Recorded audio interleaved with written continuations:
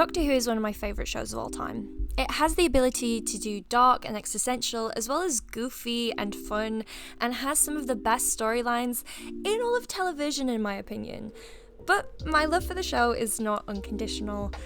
I tried my best to continue after Chris Chibnall took over as showrunner, but managed maybe 2 episodes before dropping the show. So when it was announced that Russell T Davies was returning as showrunner, I was so thrilled. For those who don't know, in 2005, Doctor Who was revived after being off the air for 16 years, with Russell T Davies taking over as showrunner. Since then, the show has featured several incarnations of the Doctor and 2 different showrunners. In 2023, RTD returned for the 15th Doctor in what was marketed as another new beginning for the show, echoing the spirit of the 2005 revival. I was so excited for the 15th Doctor season, but when I sat down for that first episode, I found myself just unsure about how I was feeling. It hadn't been a terrible episode, but something was missing and I couldn't figure out what. In this video, I will focus on the first episodes of RTD's 2 revivals, Rose with the 9th Doctor in 2005 versus The Church on Ruby Road with the 15th Doctor in 2023. The point of this analysis is to look at both starting points of the revival, as each set up dynamics and themes that continued throughout the rest of their seasons. I'll primarily talk about these first episodes, but will then dot around to use larger examples from the season, so spoilers ahead. I'll start with a quick synopsis on each episode before going on to explain why I believe one episode led to success, while the other didn't quite stick the landing, despite both being written with the same goals in mind. Meet Rose Tyler. She works in a shop, mannequins come to life and try to attack her. We meet the Doctor, who saves her, makes shop go boom. She wants to know more about him, meets Clive, a conspiracy theorist who tells her that the Doctor is a dangerous person, Mum Jackie, boyfriend Mickey is kidnapped and replaced by a plastic man monstrosity. Rose and the Doctor work together to save the day. She runs away with him in the TARDIS. Meet Ruby Sunday. She was abandoned as a baby on church steps, now on a TV show about finding birth parents. Goblins are causing her bad luck. The Doctor notices this when he meets her at the club. Baby is kidnapped. Ruby and Doctor go after Baby. They sing a song to escape. Goblins go back in time, kidnap baby Ruby so she no longer exists. The Doctor goes back in time to rescue her. Timeline restored. She begins travelling with him. Sorry, but doing the summaries in that style just gets us through things so much quicker. Now back to the distinguished video essay tone. The introductions we get to these characters are very different. RTD himself stated, "The most important thing to say about Rose is that it was entirely written from Rose Tyler's point of view." While the intention seems similar in Ruby's first episode, it's unashamedly the story of Ruby. You only need to look a little closer to see that this isn't really the case. Rose is a surrogate for the audience, learning about the Doctor as we do, but this doesn't mean she's devoid of character. Rose never has a line where she says she's unhappy with her life, but it is very clearly communicated to us from the very beginning. She's a working class girl from a South London estate. After she loses her job, her mother Jackie suggests she works at a butcher's. Oh great, the butcher's. Well, it might do you good. That shop was giving you airs and graces. Jackie loves her daughter, but wants her to be realistic about what she can achieve, not seeing the potential in her. So Rose has accepted that this is the life she's supposed to have. All of this is communicated without her ever having to say, "I'm bored with my life and want more," because her life is going exactly as she expected it to. Ruby, on the other hand, outright states, "I'm still waiting for my life to begin," abandoning the show don't tell principle entirely. This is part of Ruby's episode's biggest problem. What the audience learns about Ruby during this episode is that she was left abandoned on church steps, she's adopted but looking for her birth mother, and she plays the keyboard in a band.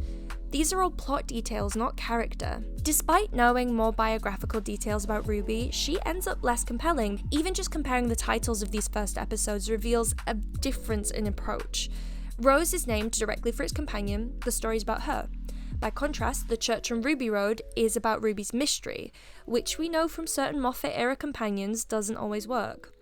This difference matters because it changes how we're invited to connect with them. The storyline in Rose is very simple. Mannequins come to life and kill people, so the Doctor has to find the hive mind and stop it.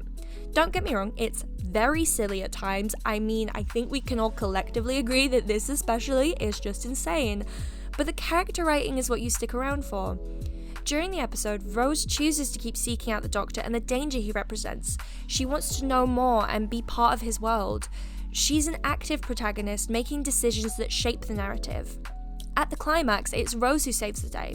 The doctor is restrained, people are being attacked on the streets of London, and Rose is holding her cowering boyfriend as he tells her there's nothing you can do. She shakily rises to her feet and rescues the doctor, showing us what makes her companion material. Ruby Road is about goblins that manufacture chaos and coincidence to kidnap and eat babies. The episode is pretty non-stop in action. There are brief glimpses at what could be, where the episode slows down and conversations are allowed to happen, but it's not balanced very well. Ruby isn't given the space to be an active protagonist in the same way. Things happen that force her to react. The baby is kidnapped, so she goes after it. She and the doctor fall through the ceiling into the goblin ship. The doctor starts singing as a distraction and she joins in. She is then largely absent from the final act of her own introductory story after the goblins temporarily erase her from existence. Supporting characters are also used very differently in each companion's introduction. Jackie Tyler is critical for understanding Rose's world and background. She isn't just comic relief, her relationship with Rose grounds the story in real emotional stakes. Jackie hates the Doctor for most of the show. She hates the idea of Rose's life being in danger, knowing that every time she flies off with him, there's a chance she might not come back. Mickey Smith is equally important. His relationship with Rose is strained by her travels with the Doctor. He's jealous of this man that his girlfriend chose to run away with, and this is a tension that runs throughout the series. Their dynamics give Rose a human life she must weigh against the lure of adventure, so it's important that they're strongly established in the first episode. Meanwhile, Ruby is introduced partying with a group of friends who had never seen again. It's as if her life before the Doctor simply doesn't matter. Her adoptive mother, Carla Sunday, does have a significant moment with the Doctor later in the show, as she makes him promise to keep Ruby safe, but this happens in a quick flashback. While Rose's story often revolves around the difficulty of maintaining her human life alongside her adventures, Ruby's equivalent struggle is practically absent. These relationships don't seem to matter to the show in the same way, making Ruby's world feel thinner and much less real than Rose's. Focusing in further on these mother and daughter dynamics, it's not just the amount of time dedicated to each that are unbalanced, but Jackie and Rose's relationship is simply more interesting to watch. This is because they argue and disagree. One of the biggest pieces of writing advice you will hear when screenwriting is that conflict and obstacles are needed to push the narrative, but this is also true for relationships. This doesn't mean that characters need to be constantly at each other's throats, but if they get along perfectly, well, that's not always the most interesting thing to watch, and also not entirely realistic. Jackie and Rose love each other but fight a lot. Because there was no real time to develop Ruby and Carla's relationship, there's no time to explore it. So much of the first episode and the rest of the season suffers due to the lack of time. We'll return to this idea of relationships needing conflict when we discuss the Doctor and companion dynamics. For now, onto the Doctor. In these episodes, we see two very different versions of him, each at starkly different times in their lives. When we meet the Ninth Doctor, he is mysterious and darkly playful. It's clear that he enjoys danger and living life on the edge. In this first episode, we don't learn too much about him directly. Later in the show, it's revealed that all of the other Time Lords are dead and he is now the last of his kind, having lost them in the Time War. To end the war, he made a decision that wiped out not only their enemies, the Daleks, but his own people as well. This makes him a completely different figure from the Doctor audiences last saw on screen 16 years earlier. We see this darker edge early on. There's a real duality to him. By contrast, the 15th Doctor's first episode was during the 60th anniversary special, where he and Tenant Doctor realised that he needed to stop and heal from all the terrible things that has happened to him. The Doctor never stays anywhere long enough to call home, but 15 wants to actually feel his feelings for a change, no longer pushing them down or blaming himself for past mistakes. Which I honestly loved. It was a really refreshing take. See, I don't only have bad things to say, I promise. I know a lot of people took issue with how much this version of the Doctor cried, but it just communicated how much he had changed. His very first official scene has him dancing in a club, determined to enjoy the life he has. It's strange to see him so carefree, but it was a welcome change. This version of the Doctor is far more openly emotional and is in a much different place from previous incarnations. When looking at Rose and Ruby Road, the finales of these first episodes tell us who this new Doctor is going to be. 9 tries to give the Nestine consciousness a chance to retreat. He confidently walks into its lair and warns it with a speech about how humanity is only starting out and he won't let anything happen to them. The speech establishes who the Doctor is as a protector, but there's something else it does. He refers to humans as apes, and at this time, it's used affectionately. Later in the show, it will be with superiority and disgust. The speech sets up a lot about him, the most important thing being that he's not human and we shouldn't forget that. Meanwhile, the 15th Doctor confronts the goblins in an action scene where he ends up indirectly killing the Goblin King. There's not really much here to analyse. This Doctor is about adventure, fun, and the new Disney budget, which I guess is fair enough. The show is ever changing, and at the end of the day, it comes down to taste. I just know which one I personally prefer. Why does the Doctor need a companion? Through different incarnations, there are different reasons. The 9th Doctor wants to save the day, but he's fresh from a hugely traumatic loss, which has left him somewhat callous. The more danger he faces, the more desensitized he risks becoming, and that's why he needs Rose. The Doctor offers Rose an escape, a chance to run away and see the universe, but Rose offers the Doctor something just as important, human connection, and a reminder of why he does what he does. But what do Ruby and this Doctor offer each other? Simply put, it's fun. They're both characters who want to enjoy themselves and go on wild adventures. They click immediately and share an easy rapport, but there's not much within the narrative to suggest any deeper reason for them to be travelling together. Even the central mystery of Ruby's birth mother doesn't seem to interest either of them very much, as they don't actively pursue it until the end of the season. So let's get back to the idea of conflict. 9 and Rose get along really well, but it's not a perfect relationship. They argue and get mad at each other.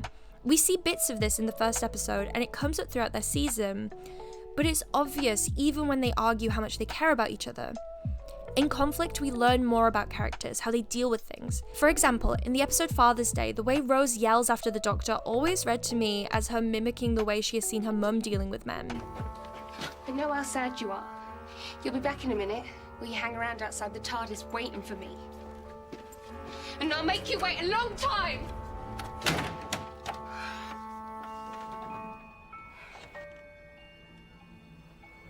Boyfriend trouble?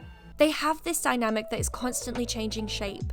There are times where they're best friends and others where the Doctor is the authority and the protector, and sometimes that couple you hear arguing next door. 15 and Ruby playfully bicker, but there's no tension in their relationship. For example, in this scene, Ruby is technically arguing with the Doctor, but in a way that doesn't really get across a lot of real panic. But who are you? Why are you an expert in time-traveling goblins? They are not time travelers, excuse me? The pattern is causing you better hurry up. Yes, well, if you gave me a hand. I am learning the vocabulary of rope. A baby is going to be eaten, could have already been eaten, and this is how she's responding. I wouldn't have had a little banter if I was in her position. I'd be losing it. Like, this parody me and my sister made at age 11 and 9 kind of has the same energy. Doctor, you mean you don't have a plan? Of course I have a plan. What is it then? Look, if it's worrying you that much, why don't you just read the instructions? Okay, where are they then? Probably on the Mars junkyard. What's it doing there? I disagree with them, so I threw them away. Don't judge me or talk to me like that. 15 and Ruby are just really good buds, and while the actors have great chemistry, it makes for a kind of boring dynamic. They also love each other a lot, but it's like they've only seen the best sides of each other. All of our good guys shouldn't just perfectly get along all the time. We can be on the same side and not always agree. 9 and Rose are deeply flawed, as are the people around them. I don't know that I could describe any flaws for Ruby and 15 as individuals or within their dynamic.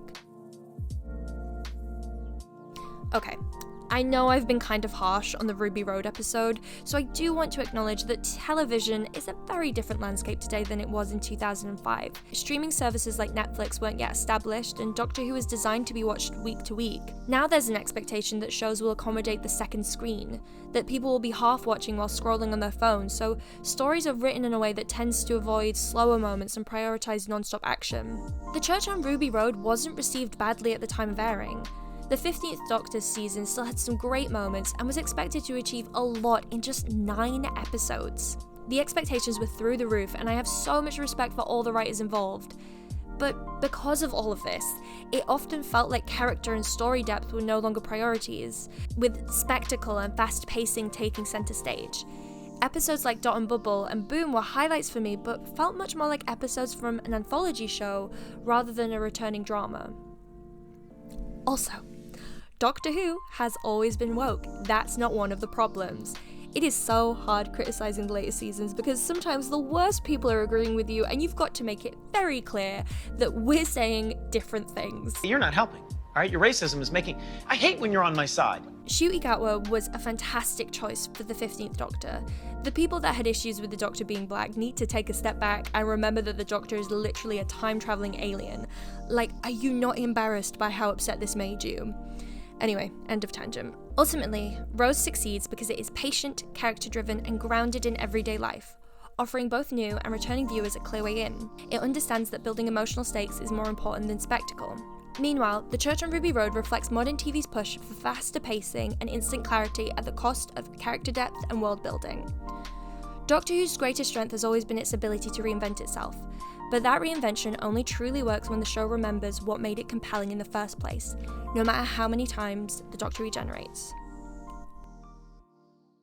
Oof, that was a proper video essay ending. I hope you enjoyed this video. I really went back and forth on whether to make it. I love Doctor Who so much, and Russell T Davies is a writer who I respect so much, and I really worry that doesn't come across so much in this video, like at all. But I love making analytical videos like this, and I do believe you can criticize something without it undermining your love for it. With the announcement that the show is going to continue just without the Disney partnership, I do have hope for it yet, and I'm always open to see what they do next. My goal as always is only to make videos on topics that I have angles and takes on, following whatever idea pops into my head in the hopes that it's also interesting for other people. So if you're one of those people, please like and subscribe, and I'll try to get more content out for you soon. Thank you so much for watching. Bye bye!